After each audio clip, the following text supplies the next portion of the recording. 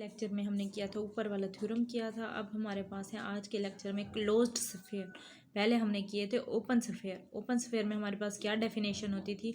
Open sphere में हमारे पास ऐसे पॉइंट्स आते थे कि जिनका डिस्टेंस आप लेते थे उस सेंटर से तो वो लेस देन आर होता था। ठीक है, अब हमारे पास है क्लोज्ड, तो उसकी डेफिनेशन में क्या है? Less than R equal to. ठीक है, ओपन स्फीयर ए उसका सेंटर है, आर है रेडियस, तो उसमें एक्स ऐसे पॉइंट्स आएंगे जिनका डिस्टेंस जब आप उस सेंटर पॉइंट से लेते हो तो वो less than R equal to R आता है। ठीक है, और जब आपके पास आर ज़ीरो होगा, आर ज़ीरो है तो आपके पास distance of X Y is less than R equal to R, तो वो क्या होगा? डिस्टेंस ज़ीरो होना चाहिए। तो ज़ीरो डिस्टेंस आपके पास किस पॉइंट का होगा? ए का, ए से डिस्टेंस ही ज़ीरो आ सकते हैं, तो इसलिए आपके पास जब उन्होंने कहा है आर ज़ीरो हो तो आपके पास क्लोज स्फीयर में सिर्फ एक ही पॉइंट होगा और वो क्या होगा? ए। अब है आपके पास एग्जाम्पल नंबर 1। एग्जाम्पल 1 में आपके पास क्या है? अगर आर आपके पास यूजुअल मीट्रिक स्पेस हो तो उसमें आप क्लोज स्फीयर फाइंड करो तो वो क्या होते हैं? हमारे पास क्या होते हैं क्लोज स्फीयर की? हमने डेफिनेशन लिखी, उसमें हमारे पास ऐसे आएंगे X belongs to R such that उनका डिस्टेंस जो है less than R equal to R. अब मीट्रिक स्पेस आर में हमारे पास क्या होती है? Absolute value. एक्स मनी से absolute value is less than equal to R. अब आप इसको सॉल्व करोगे तो आपके पास क्या आता है? आपके पास क्या है? X minus A absolute is less than R equal to R. Absolute value ख़त्म करेंगे तो आपके पास क्या है? This is less than equal to X minus A is less than equal to R. A को आप उस तरफ ले जाएंगे, minus R is less than equal to X. इसी तरह अगर इसके साथ सॉल्व करेंगे तो ए प्लस आर, और इधर से क्या हो गया? ये ए माइनस आर, और साथ इक्वल का निशान भी है तो आपके पास ये क्लोज्ड इंटरवल आ रहा है, ए माइनस आर व ए प्लस आर। ठीक है, इसी तरह जब ओपन के लिए किया था तो इक्वालिटी नहीं थी तो उसमें ओपन इंटरवल्स आ रहे थे ओपन स्फीयर, और क्लोज्ड में आपके पास क्लोज्ड इंटरवल्स आ रहे हैं। Closed spheres in UL are closed interval. In this connection, हम observe that open sphere in UL metric space are open. ठीक है हमारे पास, लेकिन वो कह रहे हैं कुछ इंटरवल्स ऐसे भी होते हैं जो ओपन स्फेयर्स नहीं होते, जैसे कि इन माइनस इन्फिनिटी व प्लस इन्फिनिटी। ठीक है, तो ये भी एक ओपन स्फेयर है लेकिन ये आपके पास ओपन नहीं होता। ठीक है, अब आपके पास है क्योंकि इसको आप सॉल्व ये है इन्फिनिटी और प्लस इन्फिनिटी आ रहा है। नेक्स्ट थ्योरम है आपके पास, in a metric space X each closed sphere is closed. ठीक है, पहले हमने क्या किया था? Open sphere is open. अब हमने क्या प्रूव करना है? Close sphere is closed. किसी चीज़ को क्लोज प्रूव करना हो तो हमारे पास क्या मेथड होगा कि हमने उसके कंप्लीमेंट को, ठीक है, उसके कंप्लीमेंट को ओपन प्रूव कर देना। We show that S R Y का कंप्लीमेंट जो होगा वो क्या होगा? ओपन होगा।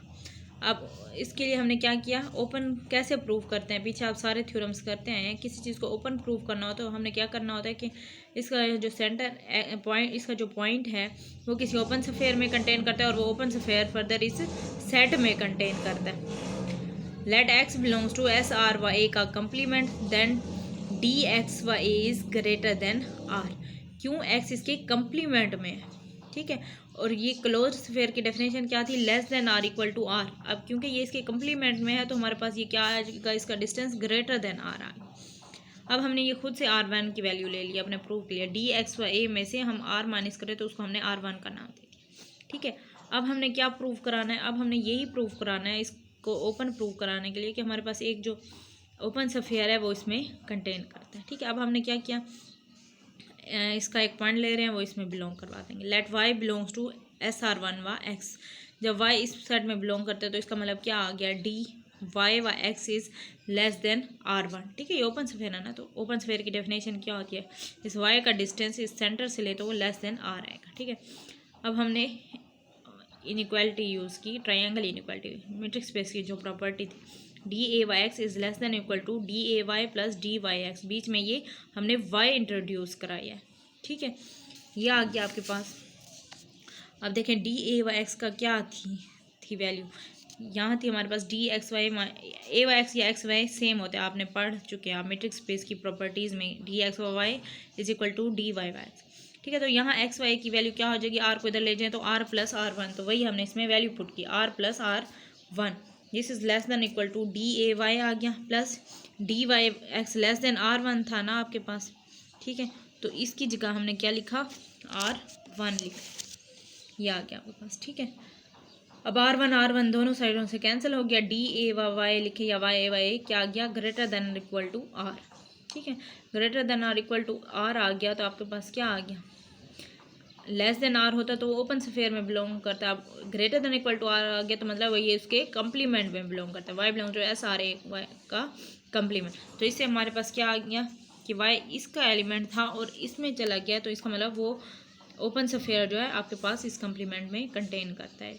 इस कंप्लीमेंट ने एक ओपन स्फीयर को कंटेन कर लिया तो इसका मतलब ये ओपन हो गया। जब इसका कंप्लीमेंट ओपन है तो ये सेट खुद क्या होगा, क्लोज्ड हो जाएगा। नेक्स्ट देखें हमारे पास क्लोजर एंड क्लोजर पॉइंट की डेफिनेशन। ठीक है, हमारे पास क्या है, एक्स कोई भी मीट्रिक स्पेस है, उसका हमारे पास एक सेट है ए। ठीक है, ए कंटेनिंग एक्स, जैसे कि कोई R usual metric space real line पे लेते हैं और उसका सबसेट आप जेड ले लेते हो, नेचुरल नंबर ले लेते हो, टीचर्स ले लेते हो। ठीक है, देन क्लोजर ऑफ ए क्या होगा, उसको हम डिनोट करेंगे इससे CLY, जैसे इंटीरियर ऑफ ए तो अब ये क्लोजर ऑफ। और क्लोजर ऑफ ए की क्या definition, it is the union of A and all of its limits point. Closure of A में क्या आएगा, ए के तमाम एलिमेंट्स आएंगे और उसके तमाम लिमिट पॉइंट्स आएंगे। इफ़ ए डी, ए के ऊपर डी हम लगाते तो denote the set of all limits points of A. A D में आपके पास क्या आएंगे, तमाम उसके लिमिट्स पॉइंट आएंगे। तो हम उसको किस तरह डिनोट करते हैं, closure of A is equal to A union A D. ठीक है, अब क्लोजर जब इसके इक्वल है तो आपके पास ऑब्वियसली ए किस में कंटेन करेगा, अपने क्लोजर में कंटेन करेगा। Each X belongs to closure of A is called closure point. अब देखें ये एग्जांपल पहले आपको समझा दें। पीछे मैंने आपको बताया था जेड के लिमिट पॉइंट क्या होते हैं आपके पास, एम्प्टी सेट। ठीक है, जेड के लिमिट पॉइंट्स होते हैं एम्प्टी। अब क्लोजर ऑफ जेड किसके इक्वल होगा, जेड यूनियन जेड ड्राइव। अब जेड डी लिमिट पॉइंट्स जब एम्प्टी हैं तो जेड में जब एम्प्टी सेट की यूनियन लोगे तो जेड आंसर आ जाएगा। इसी तरह रैशनल नंबर्स के आपके पास क्या आते थे, क्लोजर ऑफ क्यू आपके पास इसके क्या आते थे, ठहरे लिमिट पॉइंट आपने पीछे लिए थे, A is equal to Q then each X belongs to R is limit point of Q. ठीक है, पीछे आपने किया था रेशनल नंबर्स के जब आप लिमिट पॉइंट लेते हो तो वो पूरा सेट आर आता है। ठीक है, तो क्लोजर ऑफ क्यू में क्या आएगा, क्यू और उसके लिमिट पॉइंट्स की यूनियन, क्यू यूनियन आर करोगे तो आंसर आपके पास क्या आ जाएगा, आर। ठीक है, फिर है इसकी बेसिक प्रॉपर्टीज़। ठीक है, अब आपके पास है, ठीक है आज इसको कंप्लीट कर लेते हैं, हमारे पास कंप्लीट हो थ्योरम है, let X be a metric space then closure of A is the smallest closed set containing A. ठीक है, अब ओपन सेट के आपने जैसे पढ़े थे, इंटीरियर के पढ़े थे, आप ऐसे क्लोजर के। इंटीरियर ऑफ ए क्या था, largest set contained in A. Interior जो था वो आपके पास ए में कंटेन कर रहा था। ठीक है, इंटीरियर जो होता है वो आपके पास ए में कंटेन करने वाला सबसे बड़ा सेट है, और जो क्लोजर ऑफ ए है वो ए को कंटेन करने वाला सबसे छोटा सेट है। ठीक है, ये आ गया, A is closed if and only if A is equal to closure of A. ठीक है, जैसे ओपन था if and only if A is equal to interior of A, यहाँ अब क्लोजर है, जब दो दफ़ा इंटीरियर लेते थे तो इंटीरियर ऑफ ए के इक्वल आता था, इसी तरह क्लोजर का है। ठीक है, अब closure of A is the intersection of closed super sets of ए।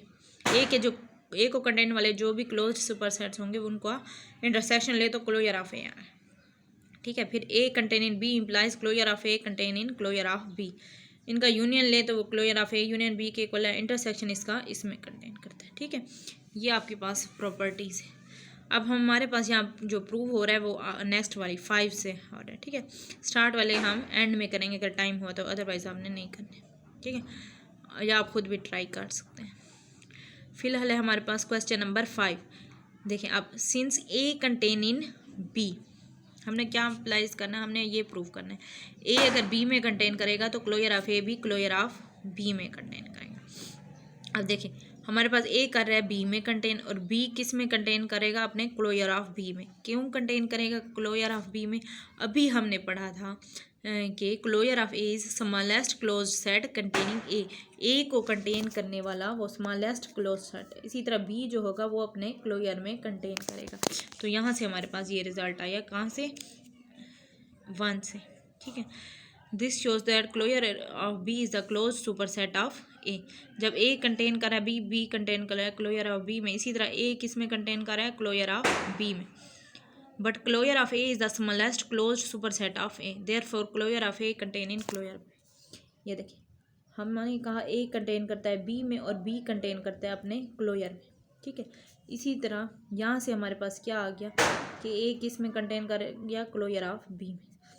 इसी तरह ए किस में कंटेन करता है, अपने क्लोयर में भी कंटेन करता है, ठीक है। अब हमारे पास ये इसमें भी कंटेन कर रहा है, इसमें भी कंटेन कर रहा है। अब ये बात सोचें कि छोटा सेट कौन सा होगा। छोटा सेट हमारे पास क्या होगा, ये होगा। क्यों, हमने फर्स्ट प्रॉपर्टी में पढ़ा है कि इसका जो क्लोयर होता है वो स्मॉलेस्ट सुपर सेट होता है जो कि इसको कंटेन। तो यहाँ से आपके पास ये अब बनता है क्लोयर ऑफ बी। तो हमारे पास ये रिजल्ट प्रूव हो गया। फिर है 6 में हमारे पास, ठीक है, ये ओपन की तरह ही जैसे है वैसे ही आपने पढ़ना है। Since A contain in A union B, A अपनी यूनियन में कंटेन करता है, ठीक है। ए कंटेन करता है ए यूनियन बी में, ठीक है। यूनियन वाला बड़ा सेट होता है। इस तरह बी भी कंटेन करता है ए यूनियन बी में, ठीक है। तो अभी जो आपने ऊपर वाला रिजल्ट लिया, ए कंटेन करे बी में, तो उनका क्लोयर भी आपस में करना। तो यहाँ से हमारे पास आ जाएगा कि closure of A contain in closure of A union B, closure of B contain in closure of A union B, ठीक है। तो इन दोनों को कंबाइन करें तो हमारे पास क्या आ जाएगा, closure of A union closure of B contain in closure of A union B, ठीक है। अब हमारे पास एक साइड तो प्रूव हो गया। अब यहाँ इक्वालिटी है। इक्वालिटी प्रूव करने के लिए हमने इसको इसमें कंटेन कराना होता है, इसको इसमें कंटेन कराना होता है। तो अब हमने एक साइड तो प्रूव कर दिया, अब हम इसको इसमें प्रूव कराएंगे, ठीक है। अब हमारे पास देखें, ए जब अपने क्लोयर में कंटेन करता है, इसी तरह बी भी अपने क्लोयर में कंटेन करता है। तो यहाँ से आपके पास क्या आ जाएगा कि A union B contain in closure of A union closure of B, ठीक है। और हमारे पास अभी हमने पढ़ा है कि आपके पास के ए यूनियन बी आपके पास क्लोज सेट होता है if and only if A is equal to closure of A union B. तो यहाँ से आपके पास रिजल्ट आ जाता है कि closure of A union B contain in closure of A union closure of B. जैसे कि आपने किस में किया था, ओपन वाले में किया था, ठीक है, 2, ठीक है। ये आपके पास आ गया, दोनों ये साइड भी होल्ड कर गई, ये साइड भी होल्ड कर गई आपके पास, ठीक है। इसको में हमने क्या यूज़ किया है यहाँ पर, फिर हमने सेकंड प्रॉपर्टी भी यूज़ की है ताकि हमारे पास ए यूनियन बी इक्वल आ जाए क्लोयर ऑफ उसके एक, अच्छा जी, closure of A union B के, सॉरी, ये आ गया आपके पास 6, ठीक है। 7 का भी उन्होंने नहीं दिया हुआ प्रूफ, ठीक है, वो आप इसी तरह कर सकते हो। 7 वाला कोई मुश्किल नहीं है। आपने किसको प्रूव कराना है, ए इंटरसेक्शन बी को कंटेन कराना है, ए एंड क्लोयर। आप देखें इधर बुक में नहीं किया, अब मैं करा देती हूँ आसान से। ए इंटरसेक्शन बी छोटा सेट होता है ना, वो ए में कंटेन करता है। इसी तरह ए इंटरसेक्शन बी किस में कंटेन करता है, बी में। तो आपके पास प्रॉपर्टी 5 को यूज़ करते हो, closure of A intersection B contain करेगा क्लोयर ऑफ ए में। यहाँ से भी closure of A intersection B contain करेगा क्लोयर ऑफ बी में, ठीक है, ये ए में और ये बी में। तो अब इनको कंबाइन करें तो आपके पास क्या आ जाएगा, closure of A intersection B contain in closure of A intersection closure of B, ठीक है। अब हमने एक काउंटर एग्जाम्पल देनी है कि हमारे पास इक्वालिटी होल्ड नहीं करती, उसके लिए हम ये देखेंगे एग्जाम्पल। हमारे पास एक सेट है 0 व 1 और एक है 1 व 2। क्लोयर ऑफ ए हमारे पास क्लोज्ड इंटरवल्स ही हैं 0 व 1, जैसे कि हमने पीछे भी पढ़ा। और इसी तरह क्लोयर ऑफ बी का भी हमारे पास क्या आ रहा है, 1 व 2 आ रहा है। अब अगर इनका हम इंटरसेक्शन लेते हैं तो उसमें सिर्फ 1 एलिमेंट ही आ रहा है, ठीक है। अब ए इंटरसेक्शन बी तो हमारे पास क्या आ रहा है, closure of A intersection closure of B किया है तो हमारे पास क्या आया, 1 व 2। अब ए इंटरसेक्शन बी आपके पास एम्प्टी सेट है तो उसका क्लोयर भी एम्प्टी सेट होगा, तो empty set is not equal to 1, तो हमारे पास ये कंप्लीट, ठीक है। यहाँ तक आपका ये एक्सरसाइज ये वाला कंप्लीट हो गया पोर्शन। अब हम इसके बाद 2 नहीं करना, चैप्टर 3 करेंगे, टोपोलॉजिकल स्पेसिस, ठीक है। ये इसके आपने limit point, data point, neighbourhood वगैरह करने हैं, ठीक है।